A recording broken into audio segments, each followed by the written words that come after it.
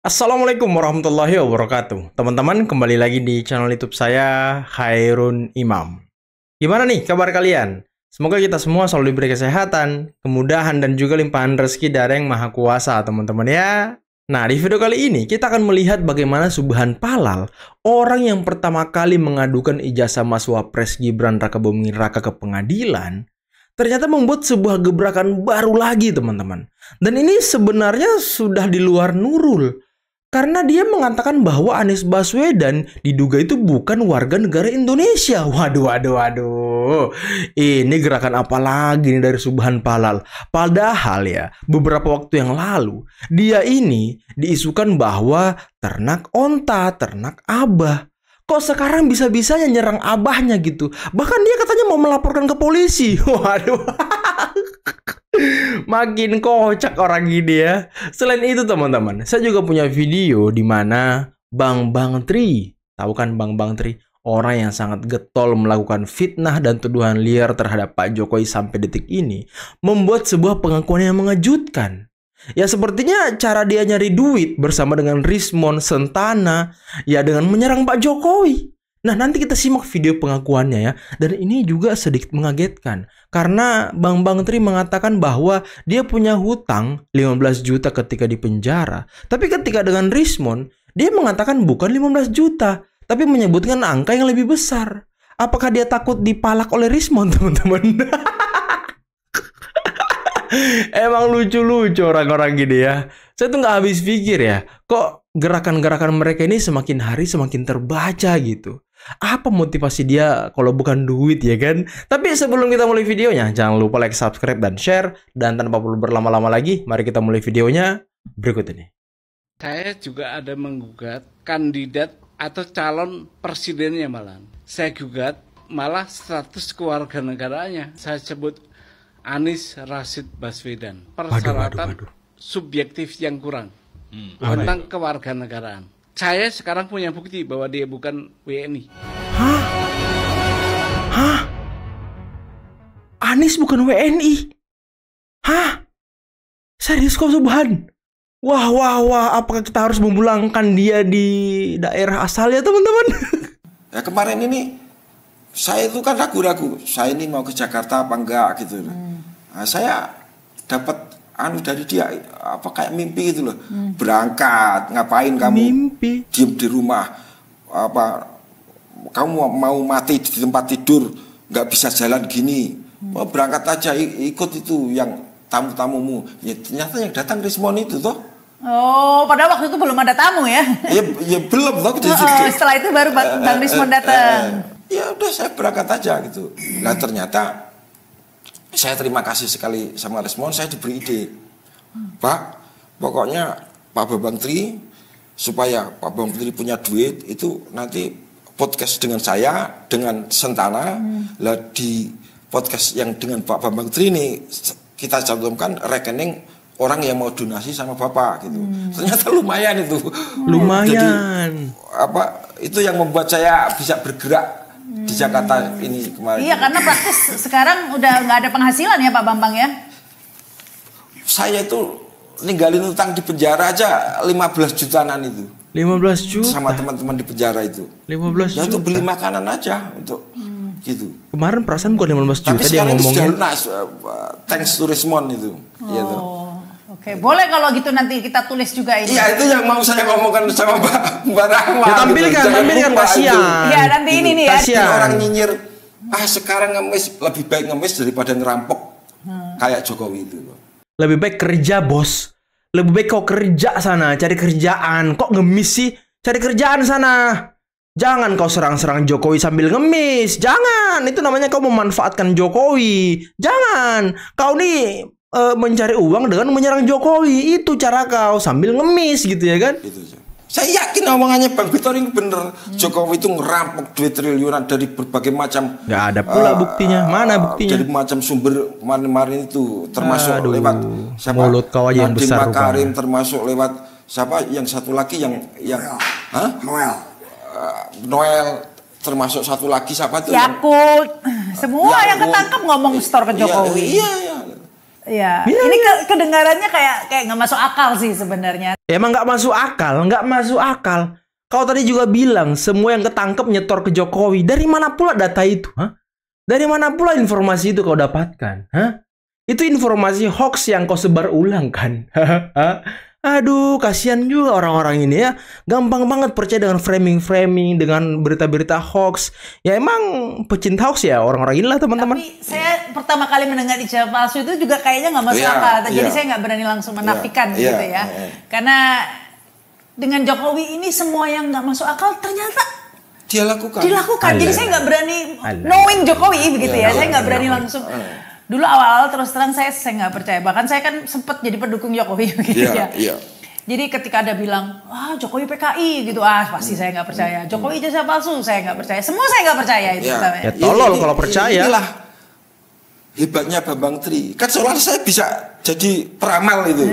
Memviralkan bahwa Pak Jokowi bukan PKI, saya sudah minta maaf dan saya mengakui bahwa saya yang sebarkan PKI. Nah, dengar tuh Bambang Tri. Saya yang ngomong Pak Jokowi PKI, saya yang mengatakan Pak Jokowi itu Kristen, agamanya nggak jelas. Tapi saya sudah minta maaf karena saya bukan oposisi. Pada saat itu saya wajar saya begitu karena namanya oposisi kan apa aja dihajar aja lawannya kan. Nah, karena saya sekarang bukan oposisi, saya harus tobat. Tapi faktanya masih ada yang percaya, Pak. Oh silakan, kalau orang percaya itu ya saya anggap orang bodoh aja. Dengar tuh, Karena saya anggap dia pertama, dia masih cinta sama calonnya dia. Kan kalau kita sudah gelap itu, gelap mata, nggak ada urusan mau ini. Benar banget. banget. Seperti waktu saya tidak mendukung Pak Jokowi, saya fight untuk dukung si Prabowo. Isunya adalah Presiden Jokowi itu PKI. Saya sampaikan, saya lahir itu tahun 61. PKI dibubarkan tahun 65. Umur saya kan baru 4 tahun. Masa ada aktivis PKI balita? Balita ya kan? Ada digambar di media sosial, coba dilihat gambarnya.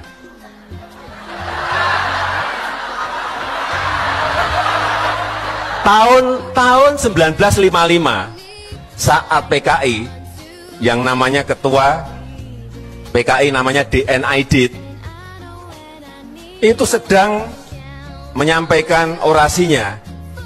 Lah saya kok ada di bawahnya?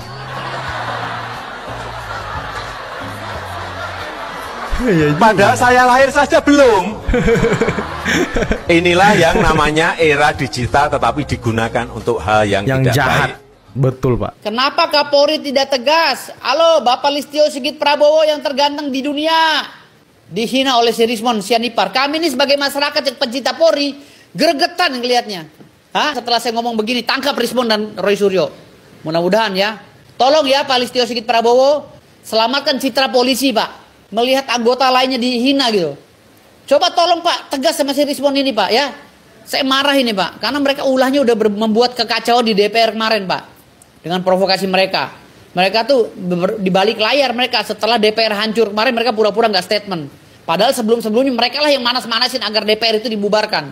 Dari masukan-masukan dari masyarakat, dari para pakar, dari pengamat-pengamat yang sering memonitor, mengkritisi Polri, karena itu juga merupakan bagian dari suara-suara yang saat ini masih mewakili publik. Beberapa hari ke depan kami akan mengundang koalisi masyarakat sipil untuk juga ikut berbicara, memberikan masukan kepada kami. Ya, Polri saat ini sedang melakukan pendalaman, turun ke lapangan untuk melaksanakan pendalaman satu persatu. Tentunya secara resmi nanti akan kita informasikan.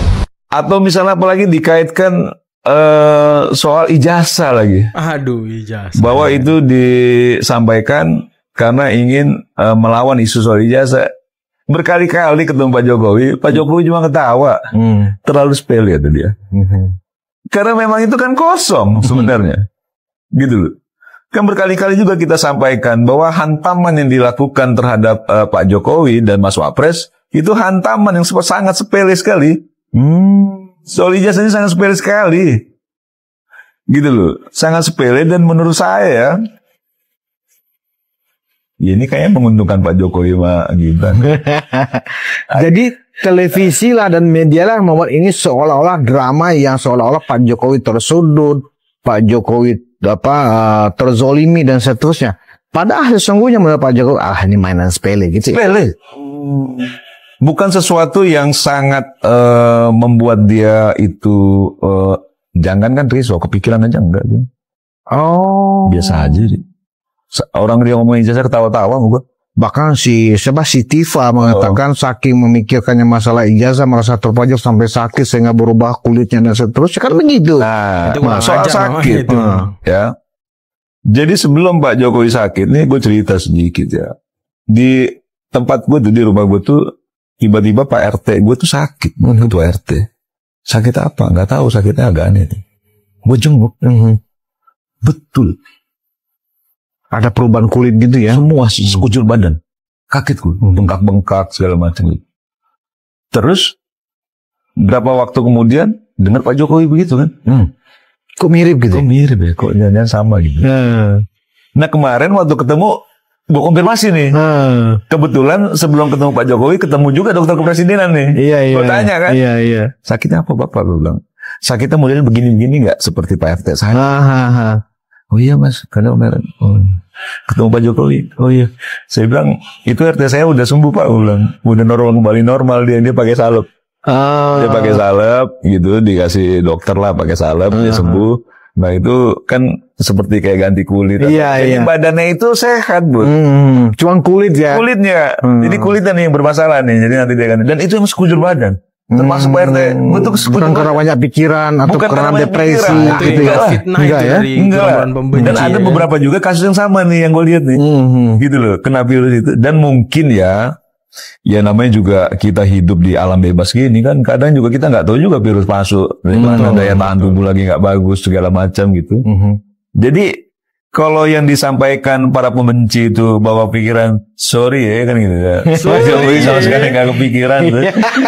Dia happy banget dia. Iya. Dia happy banget. Dia apa ya gimana ya? Bukan menikmati ya. Gue juga anggap menikmati suatu isu.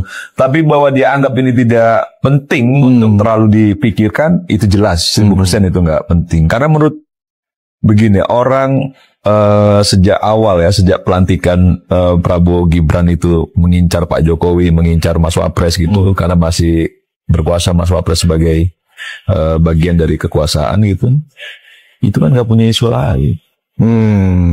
Kan akhirnya dia mengambil pilihan isu yang masih bisa diperdebatkan. Kan isu yang masih bisa diperdebatkan nih. Walaupun itu sebenarnya yang dilakukan oleh mereka kan tidak benar, tidak punya basis data yang mumpuni lah. Tapi itu kan bisa diperdebatkan. Makanya gue kesel kalau sama orang-orang itu selalu gue bilang ini ya kebohongan yang diulang-ulang ya. Ingin mereka menggiring itu akan menjadi suatu pembenaran dalam perspektif banyak orang. Kan itu aja sebenarnya. Betul. Dan nggak mempengaruhi pikiran orang. Nggak isinya sekarang mulai Mas Wapres lagi. Tapi kita mengerti juga kalau ini kan bagian dari desain besar ya, skenario besar bagaimana untuk melakukan upaya perpecahan terhadap Pak Jokowi dan Pak Prabowo yang sebagai simbol bersatunya kekuatan politik dalam kontestasi yang lalu yang akhirnya memenangkan pertarungan. Kenapa harus dipecah? Karena orang tidak mau juga di situ ada Mas Wapres, atau orang tidak mau juga Mas Wapres punya peluang untuk menjadi presiden, kan begitu ya? Kan ini semua kepentingan politik sebenarnya, kan gitu ya, yang akhirnya kita melihat, oh ternyata segarang-garangnya Rismon sama Roy Suryo cuma pion. Cuma pion. Kita pikir garangnya dia betul-betul macan kan? Kita pikir wah Berarti di belakang mereka ada Grandmasternya ya? Banyak. Grandmaster. Oh, dan itu sudah di tangan Pak Jokowi itu ya? Pasti, gitu loh. Iya, Pasti. Iya. Cuman jangan salah-salah prediksi aja. Karena kan, kadang kan beliau kan, ini ada orang besar kan gitu. Bukan orang berbadan besar juga kan belum tentu juga. Mungkin juga ya agak setengah besar mungkin. Gitu. Ya kan gitu. Iya. Jadi ya menurut gue ya kita ikuti aja ya, kita menikmati. Jadi kalau beberapa kali Pak Jokowi sama kita ladeni semuanya gitu. Menurut gue boleh juga. Jadi setidaknya hampir tiap hari nama Pak Jokowi Mas Wapres ada terus kan gitu. Nah teman-teman, itulah tadi beberapa video yang bisa kita simak pada kesempatan kali ini. Dan ya memang sih kalau kita lihat-lihat ya, Pak Jokowi itu sama sekali tidak terganggu teman-teman dengan serangan-serangan politik, serangan-serangan mengenai ijazah, serangan-serangan terhadap Mas Wapres Gibran. Beliau tidak pernah pusing gitu.